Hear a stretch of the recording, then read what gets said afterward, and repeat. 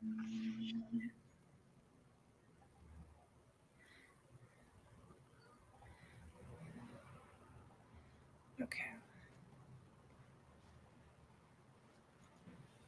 All right. Hello, everyone, and welcome to this Women Heart Live on Becoming a Women Heart Champion. I'm Sarah Hendricks, the Program Support Associate at Women Heart. We're really excited to have you here today to discuss our upcoming Science and Leadership Symposium and hear directly from a champion who attended our last in-person symposium in 2023. Women Heart Champions are the heart of our organization. They're women across the country living with heart disease, giving back to their community, and they run support network groups, provide one-on-one support, and educate other women around them. And so now let's dive into our conversation with one of our wonderful Women Heart Champions from the class of 2023. She's here to share her experiences, her insights, what drew her to join us. And so let's get started by introducing our guest. We have Women Heart Champion Gigi Campos here with us today. Welcome. Thank you for being here. Thank you for having me. Such a pleasure to be here. Of course. And so could you start by telling us a little bit about yourself and what motivated you to become a Women Heart Champion?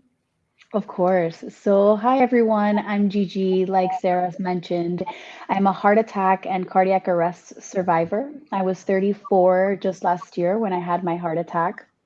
And I honestly felt very lonely and maybe even a little bit frustrated that I was met with lots of comments about how could that be? You're so young, you look healthy.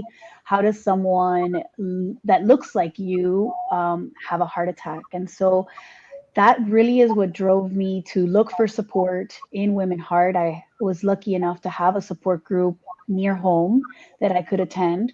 But even in that support group, I was one of the youngest, if not the youngest person in that support group.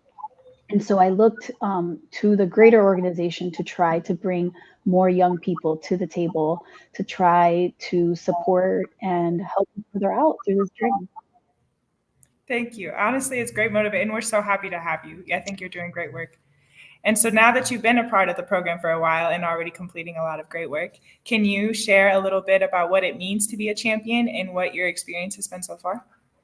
Yeah, being a champion is going to the Science and Leadership Symposium that really gives you all of the tools and arms you with everything that you need to really go out there and support other women who are living with this or are at risk for heart disease, to educate them, and then also to advocate, right? So to like, let's change the landscape, let's change the world. And so going to the Science and Leadership Symposium really gave me all the tools to kind of be part of this journey. And it's really made me feel that my experience, which was, very traumatic and challenging, it gave it a whole new meaning. It gave it a meaning that's much bigger than myself and much bigger than what happened to me. And that's been healing for my journey personally. So Thank you. Thank you for sharing. And as we talked about a little bit earlier, the Women Heart Champions are volunteers who run support network groups. They provide one-on-one support and they educate women in their communities. And so what do you think draws people to become champions in our program to start carrying out these activities?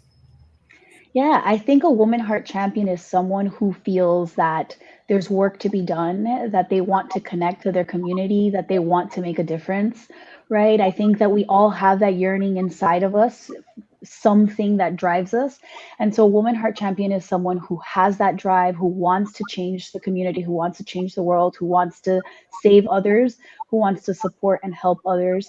And so, in any way. So Women Heart does a really great job of giving everybody an opportunity to help in any way that they feel comfortable, right? So I'm here on this live today, but maybe this isn't for everyone, right? Maybe this makes some women feel uncomfortable, but for those who are better on the one-on-one, being a champion gives you the opportunity to do that one-on-one support with women. It also gives you the opportunity to go to your community and participate in events and connect with people that are your friends, your community, your church, really any community group that you're a part of, right? So it really gives everybody an opportunity to give back in all different ways.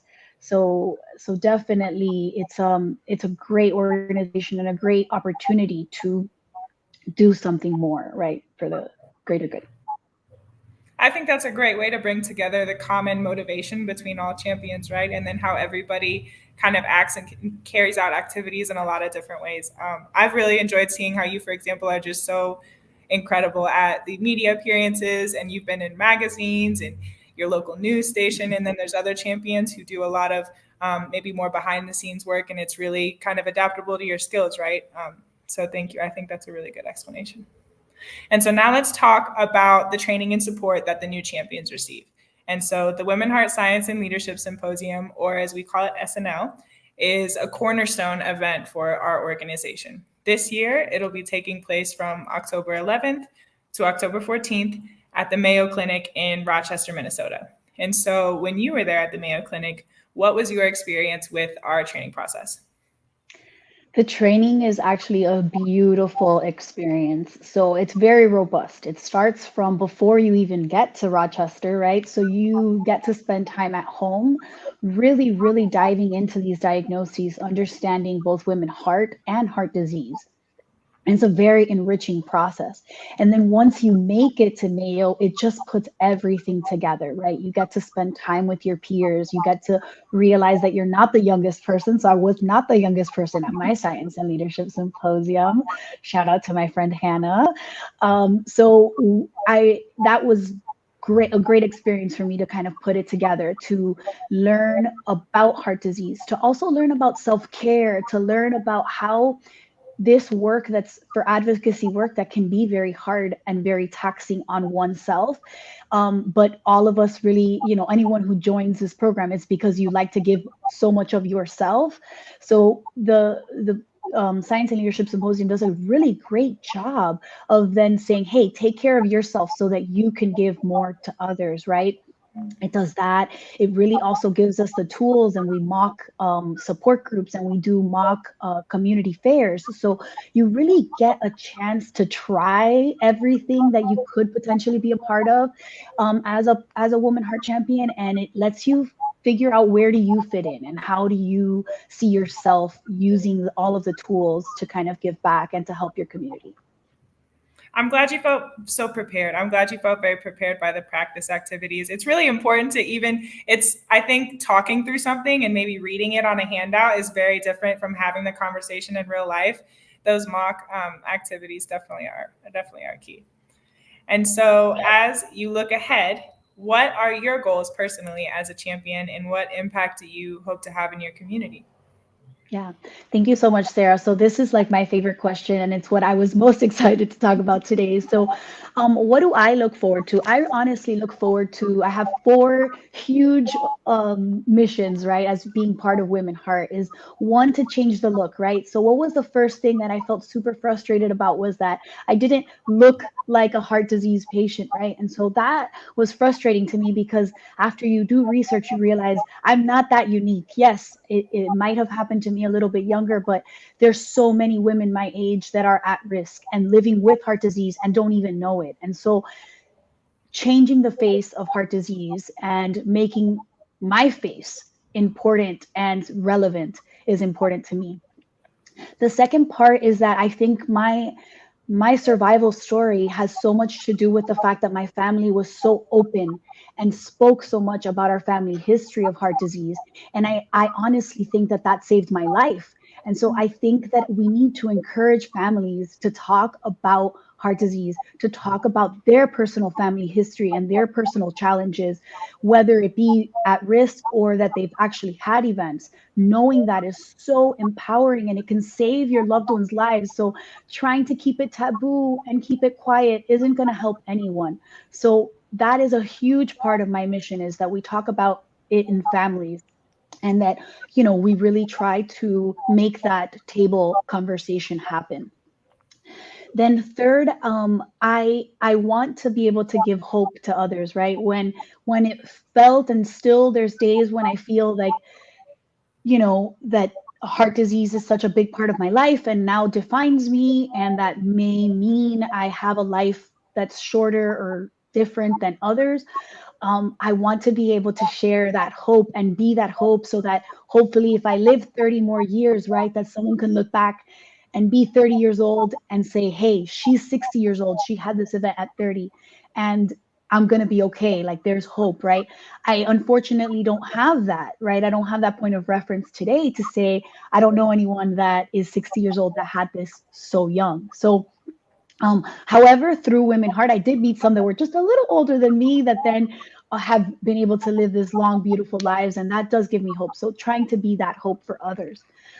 And then last but not least is to be present and to participate in research, right? To change the landscape of research and to say, I'm here, I'm willing to use myself as a guinea pig and in any capacity that changes the landscape and includes women and specifically young women in research about cardiovascular disease. It's very upsetting to me that a lot of research trials don't even allow people to participate unless they're 40, women, especially 40 and older. What happens to the rest of us? Like, we are the forgotten ones. We're the ones who, they're worried that us women, we can get pregnant. There's lots of other things that complicate research, but complicate research is not a reason to exclude us from research, especially if we're willing to participate. So really wanting to change that is another key driver for why I'm here and why I want to partner with Women Heart so that my voice can be echoed across and be used beyond, to change the world. So those are my 4 very ambitious wishes, and that I find that I've gotten really great support from Women Heart to help accomplish. I'm so glad. And what great goals. I think you really covered a full spectrum, but there's a thread in between them, right? Because if there's more presence of women of younger ages, women that look different in these research trials, then that also is going to have an effect on what people think of when they think of women living with heart disease and women taking certain medications. And I think it's just really, what a great thread, what a great theme. I'm so glad that these are your goals. Thank you for sharing, and thank you for your advocacy as well. It's not always easy to be that person who stands out and speaks up for themselves, advocates for themselves and others. And so thank you so much for your courage and everything that you do. And so as we approach the application deadline on August 1st for the Science and Leadership Symposium, what would you say to someone who is considering becoming a champion, is maybe on the edge and they haven't decided yet? What advice would you give them, and what would you say to them? I say, if you think or even have like one inkling that you want to do this, just take the dive. No one's going to push you to do anything that you're uncomfortable with, but take the dive, apply, participate in this process, and you'll see that it'll change your life. If you're still not ready and you still feel that you need a little bit more time to decide, become active in Women Heart.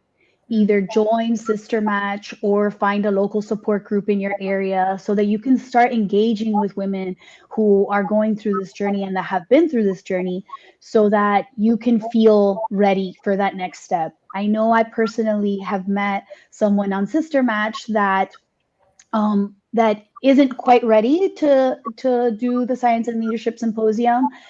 They're still working on their healing process, and that's important. We need to support everyone wherever they are. But if you feel ready or you think you're ready and you're just skeptical a little bit, just dive in and you'll see how well you'll fit in, to this program. There's space for everyone. It doesn't matter where you're from, what your background is.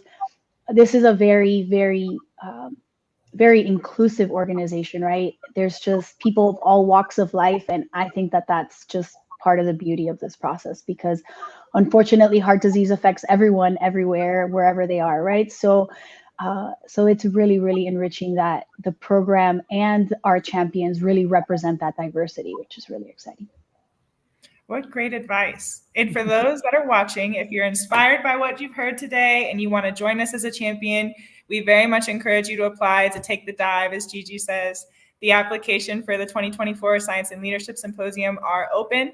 It's a fantastic opportunity, honestly, for anyone who's passionate about women's heart health and wants to become a trained leader, a trained advocate. And so thank you again, Gigi. Thank you to our audience for joining us today. And we hope to see many of you apply and become a part of our champion community. All right. Have a great day, everyone. Thank you, Sarah. Take care, everybody.